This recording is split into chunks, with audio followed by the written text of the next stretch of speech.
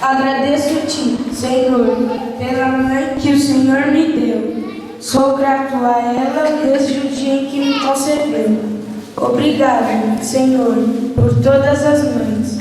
Agradeço-te, Senhor, pelas mães ricas e pelos pobrezinhos, pelas mães babá e por aquelas que estão sozinhas. Abençoa, Senhor, a mãe professora, a mãe sofredora, a avó que é mãe e a mãe que é pai, a mãe que se divide e a mãe que se dá, a mãe que embala no colo o filho que não é seu, e a mãe que tem saudades do filho que já morreu.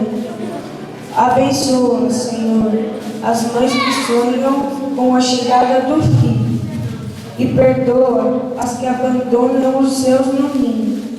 O Senhor as criou com uma missão de gerar vida e dar proteção.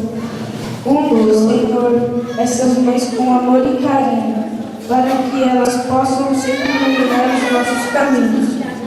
E por isso eu peço a Deus, com o desejo mais profundo, que proteja minha mãe e todas as mães do mundo. Que assim seja, graças a Deus. Feliz Dia das Mães para todas as mães presentes aqui. Obrigada.